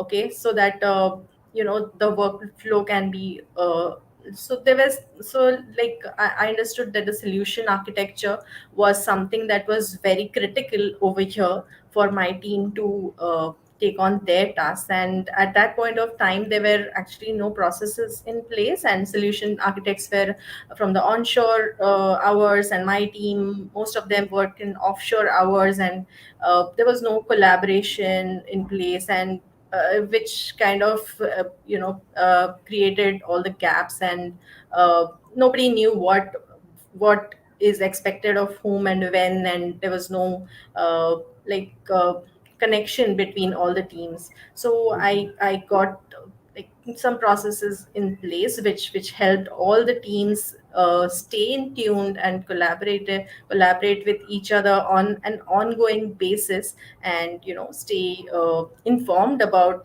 what is happening through the whole entire workflow. So yeah. That's Cool. how, I mean, it's within no, I mean, like within 1 quarter or so, I had already earned quite a lot of trust and appreciation from all the stakeholders, my managers, my own team.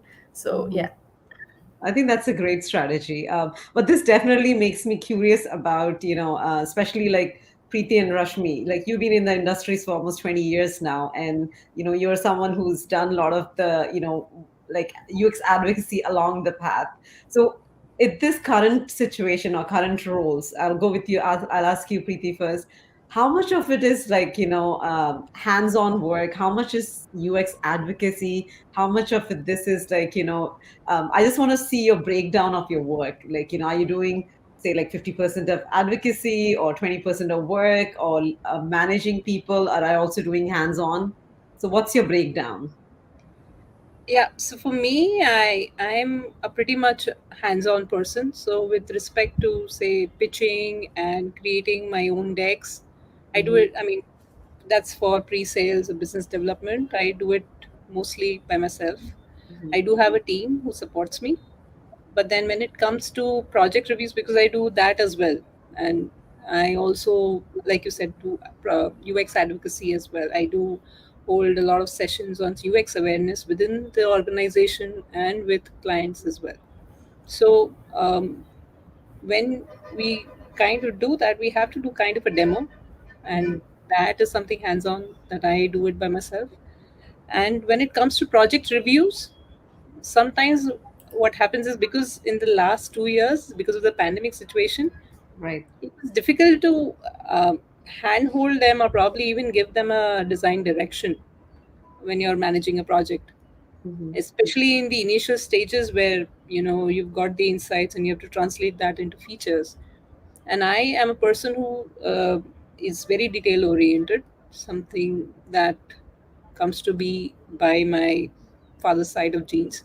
So because of that, I do tend to look at details which my team probably ignores, and then in order to do that, I kind of get on working on the files by myself, give them a direction that they can take it on. So I can say it's a mix of things. Hmm. Probably it's 30 to 40% of hands-on work, um, more of 30 to 40% of leadership role, where I have to manage teams, do the advocacy part, manage a community, do all the other leadership stuff, and 20% of the other roles where I have to create awareness Hmm. and become an evangelist kind of a person. So it's a mix, I would say. It's probably a mixed bag of all these that I do. But what I realized is, if you're not hands-on, eventually, if you just try and become a manager who just giving direction, it does not help you. You're not growing. you're not practicing your craft, which will probably save your days one day or the other when you need it the most. So I do keep practicing my craft, Mhm. and that's what I like the best of my for my role. I think that's what I would like to keep doing. And in Right. fact, today also I keep telling my boss, my head, that please, feel free to assign me on a project. I don't mind doing that. I take it as like a fish does to water. So it's Right. pretty, That's nice. yeah. That's very inspiring. How about you, Rashmi? What's your breakdown? Well, for me, it's both hands-on and guidance or advocacy. I believe that if you're not hands-on, you won't be relevant anymore after a point. You will not understand what is happening with the tools, with the design system, with the new styles, right? With new things that come in, we won't be up to date. So it's very important to be hands-on, and yeah, I am hands-on. I like to work in that manner. But while I do that, majority of my day goes in planning and organizing for my team members. What I've learned over time in this role is that creating processes around activities or how things work, it eases your job. Mm-hmm. So, as a leader, I believe that if I am able to create a process around certain things, I have to do it once and then it repeats, right? So that's the trick when it comes to certain things like creating documentation, creating a thorough design documentation, creating case studies. So why not come up with the format? Why not come up with a certain method that we should follow when you are creating these artifacts, and then teach it to the designers, train the designers once or twice, and then they'll be able to follow those guidelines and methods and be able to deliver.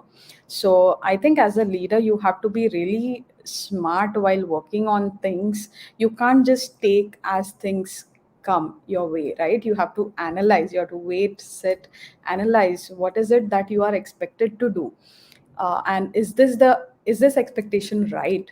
You don't have to limit yourselves based on what is being asked from you. So Right. always aim high, I would say, as much as you can, and try and achieve, even while delivering projects, right?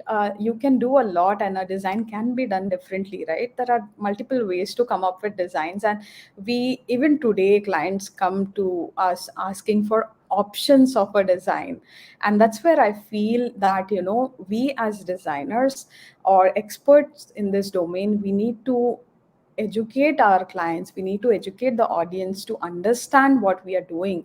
And the research that we conduct, why research becomes important is that's when we come to know what is really happening, Right. and we are not going by what we hear, right? So validate and I would say aim higher than what you're always asked for. Try and uh, conduct research at your end, even though, even if your client is not asking it, or even if you're not expected to deliver that, and that is what will make the difference you Right. know No, this is, so yeah, this totally sounds great. I mean, one thing that comes to my mind is, in addition to what you're already doing, I was surprised that all of you did mention you all do hands-on work as well, because, especially where I am right now, you have individual contributors who are doing a lot more hands-on, and then you have people leaders who are only managing people, and these two parallel, career streams go, but and In I'm one fact, of those people who is always scared that, oh my God, I'm going to forget my craft if I'm not. Like, how am I going to manage people if I don't know how it's done? So that seems to be like a paranoia of a lot of people who've been in the industry for a while. But in addition to doing all these, I'm definitely curious how each of you equip yourself. Like, while you're moving up, like, you're doing these job day in, day out, but how are you being proactive with, like, are you doing any kind of training or something that the company expects you, or I'm curious, like, what are you doing to equip yourself, keep you more prepared to things that are coming up? So I'll continue with you, Rashmi. Like, do you have something you do, sure. trainings and things like that? Yeah, a set of things. uh, So I like to, be updated. I always like to be updated. So I try and find trainings or sessions that I could attend, which will keep me updated, in what is happening today, for example, in general. When it comes to design, I do follow certain people or platforms, and some of them being, yeah, UX India, or, interaction design, or similar platforms that give me a good base or good idea of how things how methods work in UX, or how things are to be carried out in UX, right? What to think. So to start with, there are guidelines, there are ISO guidelines, and as designers we are never taught to look at the ISO guidelines, because they tell us how to design for a certain platform. So if somebody tells you whether to go with a dark layout or a light, your life becomes much easier, right? So Mhm. these are the guidelines that talk about, such standards, and we shouldn't just follow, visual guidelines, or so that's where I try and keep myself updated by reading, at times, material. So there are papers, or at times there are sessions or videos, and nothing like having conversations with fellow designers. I think that is what brings in most of the ideas. And so, yeah. Okay. Preeti, you were smiling. I'm curious. What was that like? My daughter just barged in, so Oh, sorry about the background noise that no, you're about to this hear. is the If you Zoom get to hear, norm. No, that's all right. It's a Zoom norm, right? But yeah, like, what do you do, like, to help yourself, Preeti? yes. So much like Rashmi, I also keep a tab on the new trends. So what I've Mhm. started in my team is that every week we have one volunteer who would read up on a subject and present it as a TEDx talk, 18-minute TEDx talk. And that really helps all of us learn about the new trends. So I've learned a lot about new ways of designing, new trends, Mhm. telling, and some new terms that I had never come across. And so that's one way of updating all of us, just not me. And the other thing is that I do keep a tab on all the blogs, all Mhm. the new things that are coming in the UX research area. So UX Matters is something that I follow, and of course, do sign up on conferences also Mhm. to be a part of it, so that I'm updated with what's happening in this area. In terms of how people are skilling themselves and interact with them as well. So Steve Fadden is someone that I've interacted with him every year, almost every year, because of UX India. And Mhm. these platforms actually, like UX India, help us designers, interact with each other, know about each other, and gather knowledge as to how we can also, probably improve ourselves in terms of knowledge sharing, learning, and keep up with the new trends. I also know that there are new technologies which are coming up that you need to Mhm. design for them, and you need to be ahead of what the requirement might come in. And so I'm also learning about metaverse, designing for metaverse. To keep writing articles, and for that it requires me to research Right. constantly on the new trends. So that's how I keep myself updated, and my keep a tab on how my team also keeps updated Yeah. keeps updating themselves. No, that's very informative. Thank you. Vaibhav, what do you do?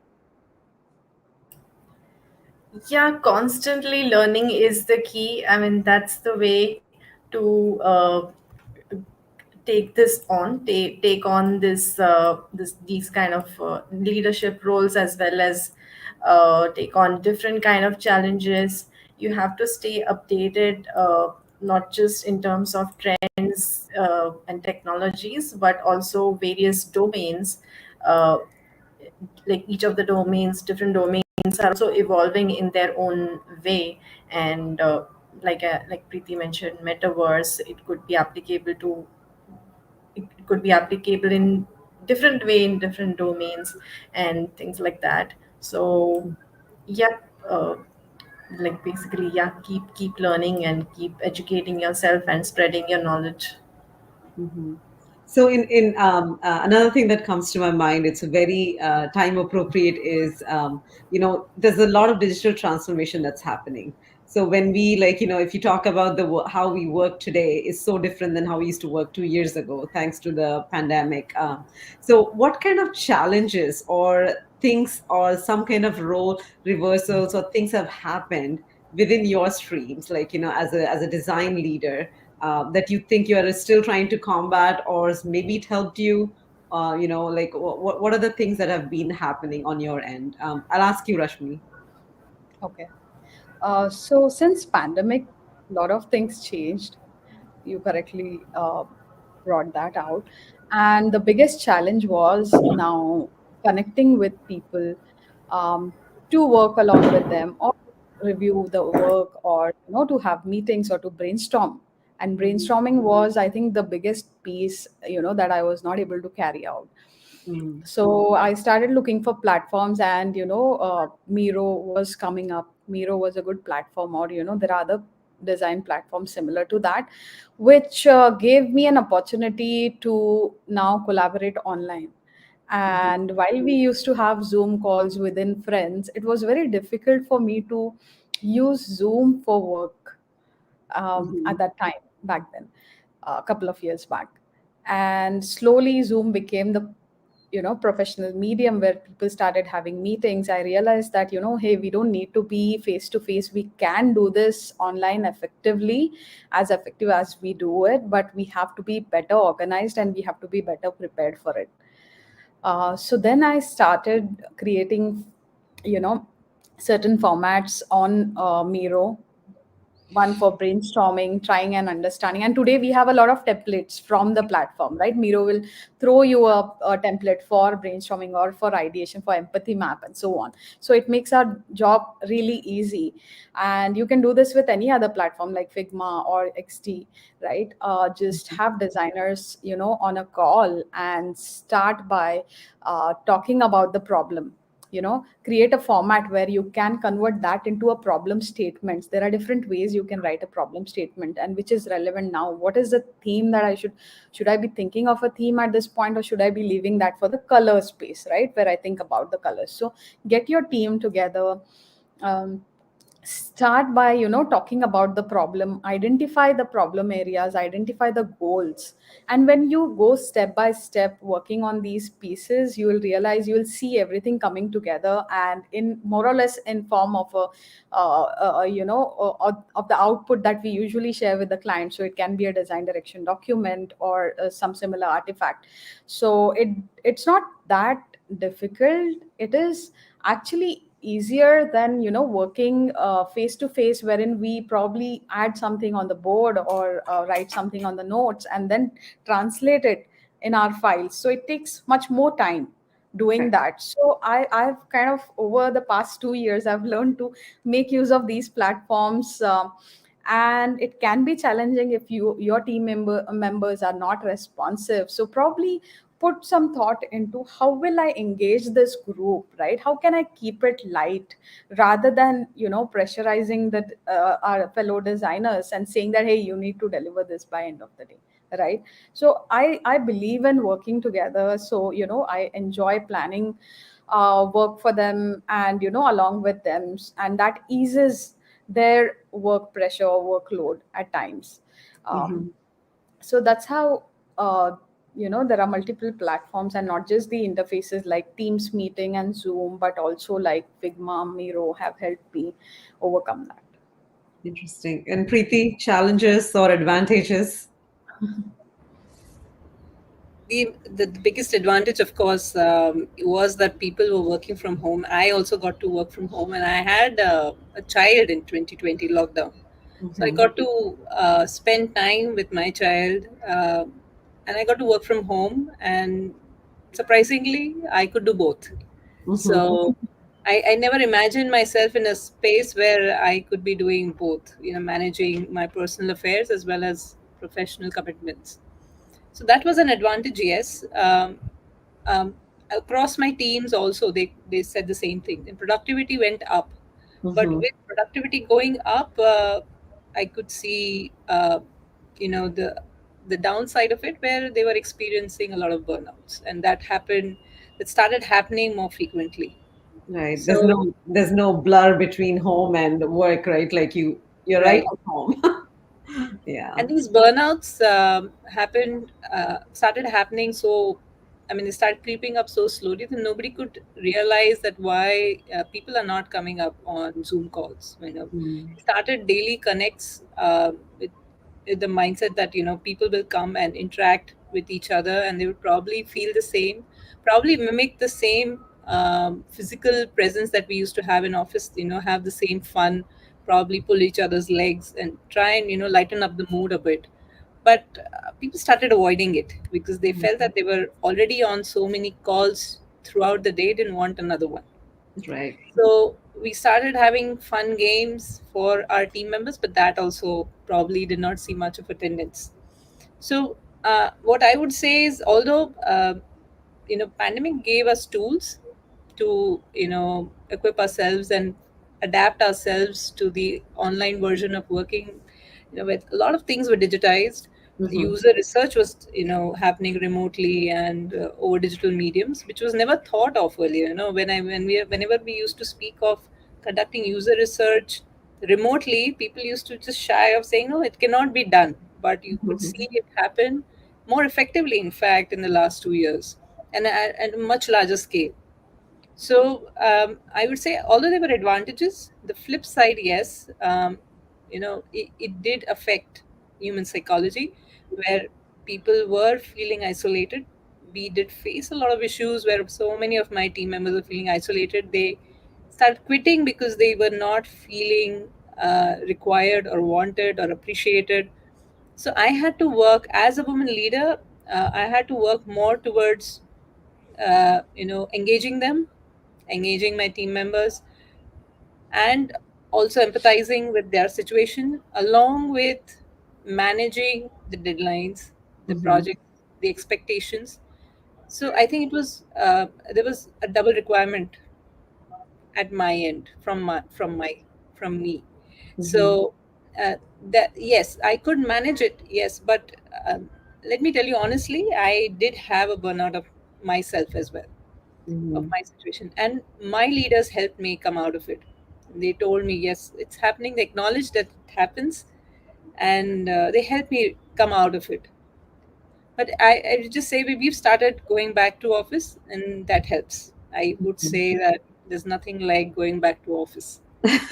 Yeah, I think it's, you keep thinking about, like, there's work related challenges. And then with the pandemic, you had to do like this work life balance. And, but on a positive note, I did see a research study on LinkedIn recently that said that ever since pandemic happened and people have had these burnouts, people have become more humane.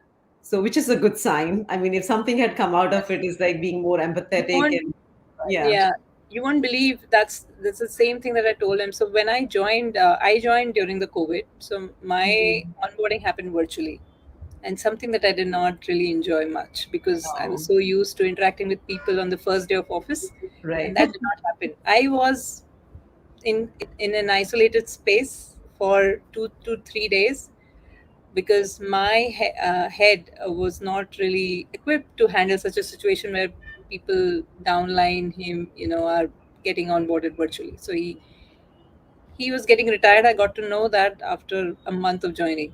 If I Oh, would have been probably there in the office, probably I would have known on day one. There were right. a lot of things that were missed out because of that, but it's nobody's fault. Nobody's fault, Mhm. because you had to manage a number of things along with managing the other things that we would probably take it for granted when we are in the office.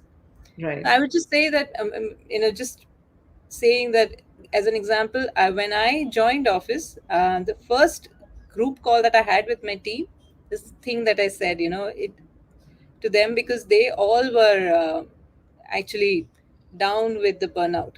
Mm. And I had a video call with them, and I just asked them, what are the advantages? Same question that you just asked me, I asked them, and that's the thing that they mentioned. It's made us more humane, Mm. more empathetic towards each other. Yes, that has happened. Otherwise, I wouldn't have imagined having a child and working from home at the same time. Yeah, no, that's yeah. As I said, right. Every job comes with its own challenges, but I think pandemic kind of taught us how to adapt ourselves to a lot of these things. And we did talk about like a lot of women leadership, the challenges, the roles. I think within those challenges we have these other external things that make play a part in it, but I think the things that you have shared have been really helpful.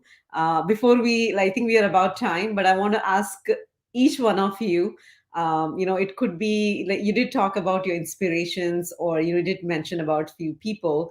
I want to know like one thing you want to leave this call with, like one person that you admire and for why, and how they have helped you, or it could be a podcast, or it could be something you read. So I want to share, like, I want you guys to share one inspiration each. So I'll start with Vaibhavi. Oh, you're on mute. Sorry. Okay, I'm sorry. So yeah, actually, I would like to take this on in a different way. Actually, so besides getting being inspired by others, I would also like to say to the women aspiring to be leaders that you can start by taking inspiration from your own self. There would be innumerable times when you have landed into situations where your leadership skills may have just come naturally into place, into practice. And not just in your professional lives, but in your personal life, social life. It could be some activity you probably led back in school or college, or some cause that you tried to advocate or become a torchbearer of, or it could be some emergency situation or critical situation that you just handled single-handedly like a pro, where you needed to deal with or collaborate with different kinds of people effectively. Remembering such instances will only remind you how remarkable you are and what amazing leadership capabilities you have within yourself, and which are just waiting to be leveraged and explored. Which you can elevate in your professional life. I mean, not which will not only elevate your own professional life, but which will also offer the team, the potential team that you would manage or lead, to get an very inspirational leader. So yeah, just look within yourself, start from your taking inspiration from your own self is what I would Yeah, say. I love that, Vaibhavi. That's one of my personal mantras too. Like if you don't find, like, look within yourself. So that's a great pointer. Thank you, Rashmi. Yes. For me, my biggest inspiration in design has been one of my design leaders. Her name is Shri Rupa. I worked with her for about 3 years, and while I was learning design, in my initial days, and what I saw was that this female was able to, manage her home, work. She had also had a baby then, and she was able to take care of the baby. There was crutch, so she was, visiting the baby, coming back, sitting, on her chair. And while doing that, she was able to provide a safe and healthy environment for us to work with. I think that's where a lot of my inspiration comes from. And obviously, I have been following a lot of other leaders and platforms, and my parents, who have constantly time and again inspired me to do different things or certain things in life. But I think Shripa comes to my mind when I think about what inspires me as a leader. Yeah. Wonderful. Thank you, Rashmi, for sharing. Preeti. You.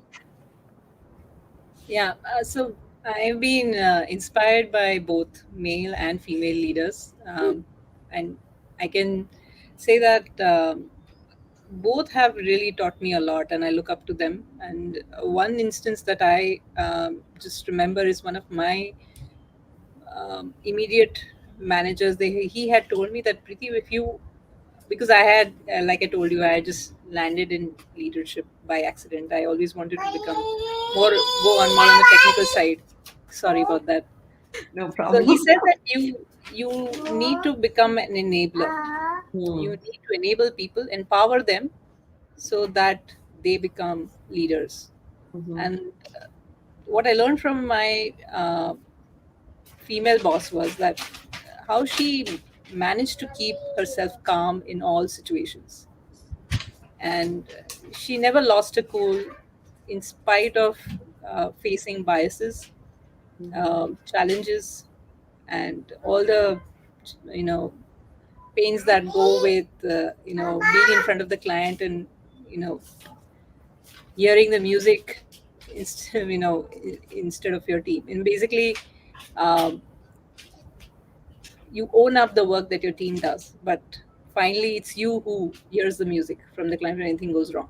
Mhm. So that she did it really with utmost poise and calmness. So that's something that I got inspired with, and I try to do that. I try to implement that in my, you know, role.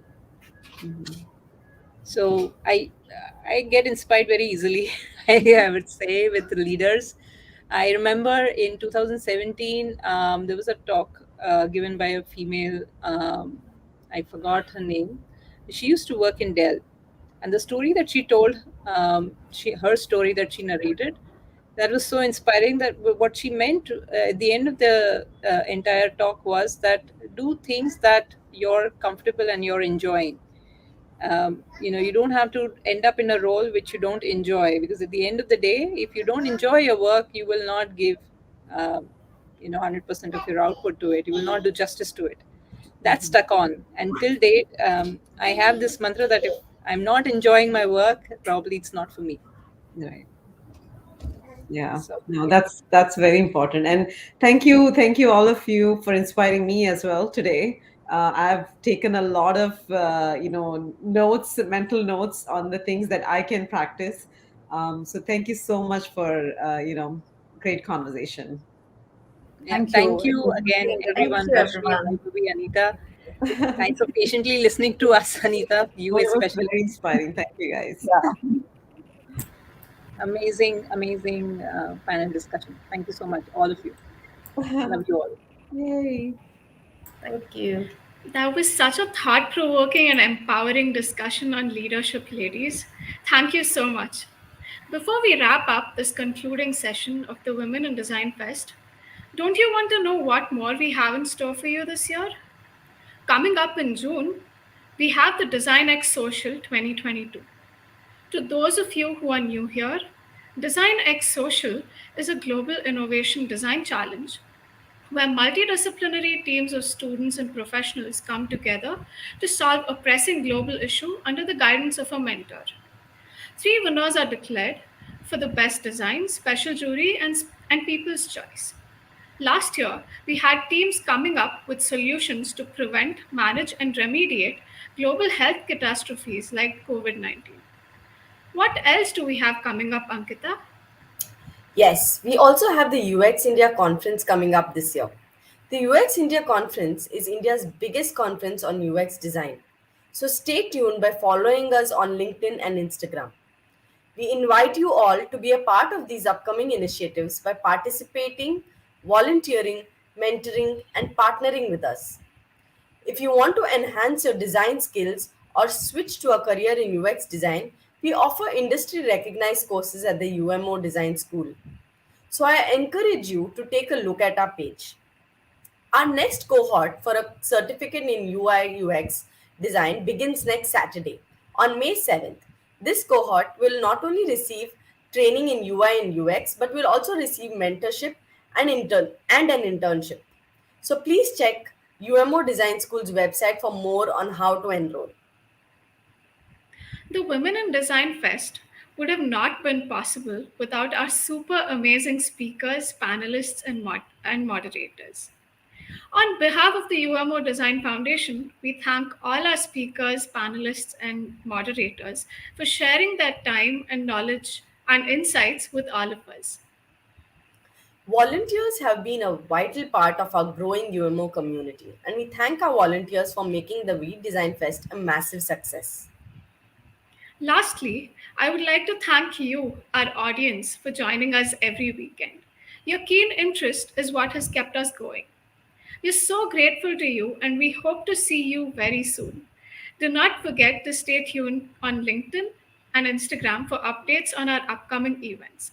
Thank you and have a great weekend.